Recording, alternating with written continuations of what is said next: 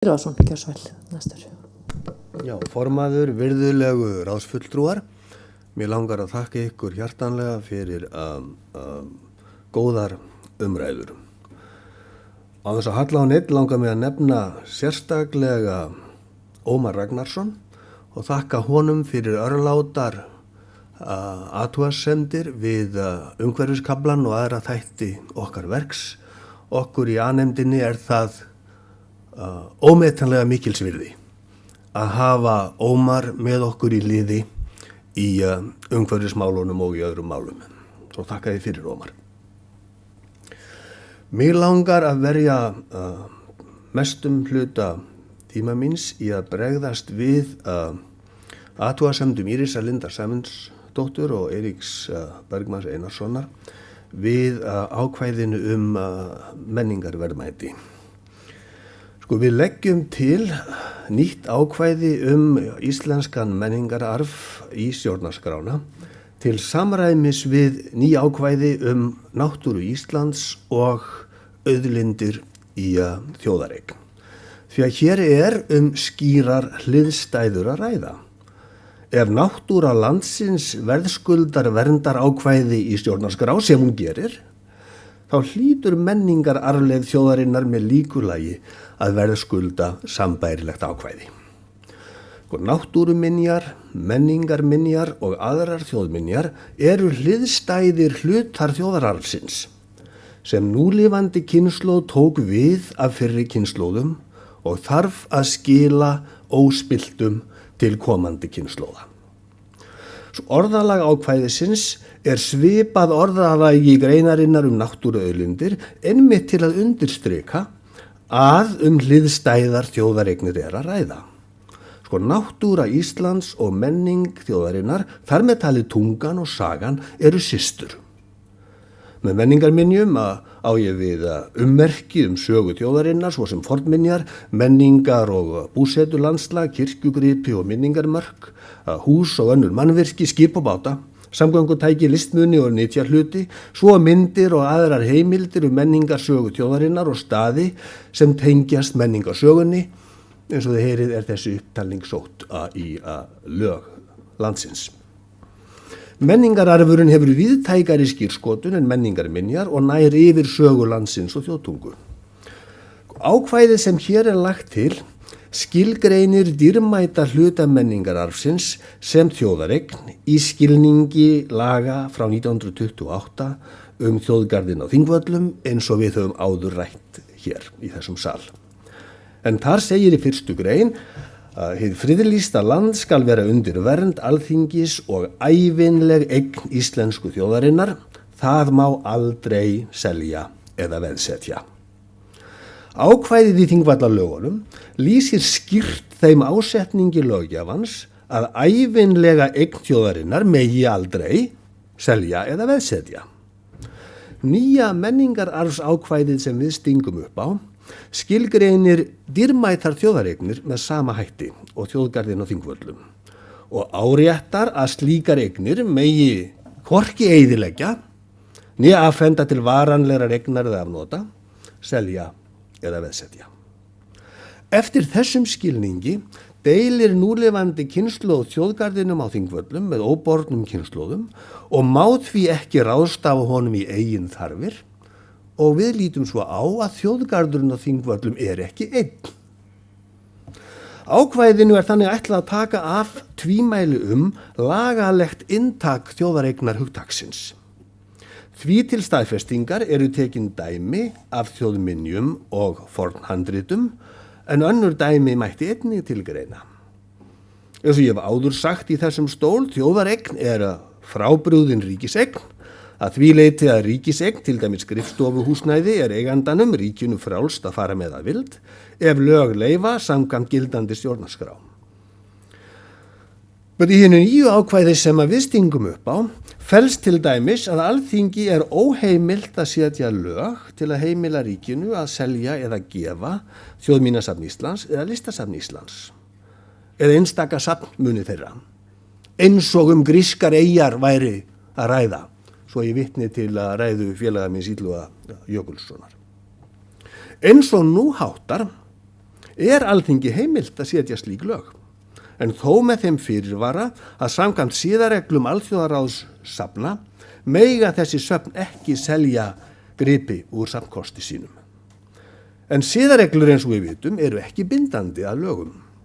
Og skírskotunin í dýrmætar þjóðareignir, það viðbót frá síðustu umræðu greinina, vísar til þess að ekki þykir ástæða til að ákvæði taki fyrir sölu minni háttar safngripa vegna endurnýjunar safnkostarins eða í öðru skyni, slíkt dugir að kveða á í lögum. Hitt dæmið sem við tökum í ákvæðinu varðar fornhandrit og skírskotar meðal annars til skarðsbókar sem íslensku viðskiptabankarnir keyptu í London 1965 og gáfu þjóðinni. Ákvæðinu er ætlað að girða fyrir að skarðsbók sé eyðilögð eða hún sé afhent til varanlegar eignar eða afnota, seld eða veðsett.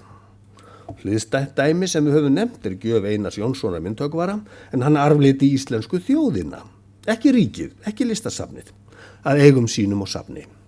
Eitt dæmi enn, eins og þið geti gengið úr skugga á Skólavörðuholtinu, styttan af Leifi Eiríkssyni sem stendur þar, en hún gjöf Bandaríkjanna til íslensku þjóðarinnar samkvæmt sérstakri áletrun aftan á stöplinum.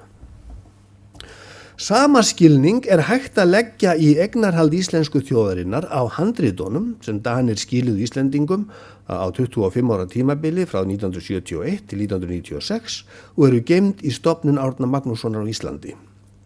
Handritin voru gjöf Dana til Íslendinga við afhendingu fyrstu handritana 1971, flutti utanríkisráðherra Dana, Pól Hartling, sem síðar var forsætisráðherra Danmerkur, ávarp og sagði handritin, og ég vísa orðrétt í ræðu hans, við skilum þeim nú til Íslands ekki vegna þjóðréttarlegra ákvæða, heldur sem gjöf. Tilvitnun lýkur. Ávarpið birtist í Morgunblaðinu 21. apríl 1971. Og í framhald af því að listi Jónas Kristjánsson, þá forstöðumaður Árnastofnunarinnar, því yfir á prenti 10 árum síðar, að senn yrði, og ég vitnaði Jónas, tímabært að kveða skýrt á eignarréttin yfir þeim, það að segja handritunum. En rétt þó að hafa í huga að afhendingu handritana fylgdi samningur milli ríkisstjórnar Danmerkur og Íslands, þar sem ekki kveðið á eignarrétt yfir handritunum, og það í góðu samræmi við þann skilning að menningararf þjóðarinnar, líkt og náttúru landsins, hefur núlifandi kynslóð fengið að láni og þarf að skila honum óspilltum til komandi kynslóða. Skilgreiningu menningararfsins sem þjóðareign, og þetta kjarni málsins, þess vegna ekki ætlað eignarréttarlegt inntak. Heldur henni bara ætlað að skerpa á þeim skilningi að núverandi kynslóð skuldbundin til að skila menningararfinum óspilltum til komandi kynslóða. Skilgreining menningararfsins sem þjóðareign felur því ekki í sér eignarréttarlegt tilkall Íslendinga til íslenskra muna í erlendum söfnum, enda skáraverða, nú annars staðar erlendis, og þá ekki heldur til þeirra íslensku fornhandrita sem enn geymd erlendis. Þau gildir hinn almenna regla að núlifandi kynslóð hefur fengið þessa gripi að láni og þarf að vernda þá og varðveita og skila þeim óskemmdum til komandi kynslóða. Og ákvæðinu sem við höfum hér lagt til einmitt ætlað að tryggja þá vernd og varðveislu. Stjórnarskrá Norðurlanda geyma ekki ákvæði varðveislu menningararfs, en norska stjórnarskráin geymir nýlegt ákvæði náttúruvernd. Í 52. grein stjórnarskrár Portúgals tryggður réttur almennings til að leita réttar síns vegna spjalla á lýðheilsu, umhverfi, lífsgæðum og menningararfi. Partur af upptelningunni hjá Portúgölum sjáum við, og krefja skaðabóta.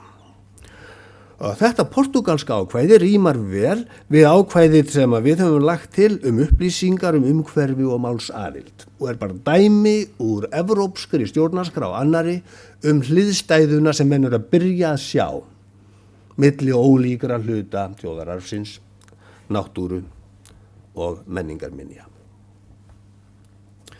Katrín Fjeldsted lýsti áhyggjum af afdrifum tónlistarinnar verði þetta menningarverðmætis ákvæði samþykkt.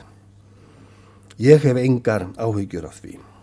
Og það á engum brotið ef erlent tónskáld færi sér í nyt stef úr bók Bjarnar Þorsteinssonar, því að tónlistin hljómar enn. En ef erlendu manni skefin Valþjófsstaðahurðin, að þá hún þar með horfin úr okkar fórum. Þetta grundvallaratriði og skýrir munin sem á höfundarréttar lögum og venjum sem gilda tónlist annars vegar og aðra gripi hins vegar.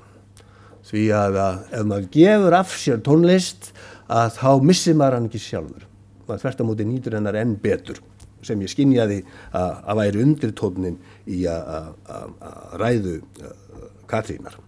Höfundarréttur samkvæmt lögum helst nú 70 ár eru liðin frá láti höfundar, þannig að það gildi alveg skýr lög og reglur hér heima og erlendis það hvernig fara beri með tónlist í þessari umræðu þjóðararf. Þjóðlegur menningararfur, þar með talin þjóðlög og þjóðsögur og fleira, nýtur almennt ekki verndar höfundarlaga í þróuðum ríkjum, en í þróunarlöndum hafa menn vaxandi áhyggjur af þessu. Og þá ég að tala fornminjarnar í Kaíró og margt fleira. Og nú brennur þessi vandi heitt fyrir norðan Kaíró, samanber umræðurnar sem Illugi Jökulsson vitnaði til grísku eyjarnar, sem nú hætta á að lendi á bruna útsölu vegna vondrar hagstjórnar á Grikklandi. Eitt að endingu óskilt. Ég tek undir með Þorkalli Helgasyni og öðrum það að fjölmiðlar og fjölmiðlagreinin og upplýsingafrelsisgreinin eiga heima í mannréttindakaflanum eins og við lögðum upp með. Frelsi fjölmiðla og frjáls aðgangur að upplýsingum eru óaðskiljanlegur hluti tjáningarfrelsisins og annarra mannréttinda. Það rétti staðurinn fyrir þessar greinar og þessar greinar munu breyta réttarástandinu verulega, verði þær samþykktar með því að tryggja blaðamönnum aukna vernd og með því að tryggja almenningi betri aðgang að upplýsingum. Takk fyrir.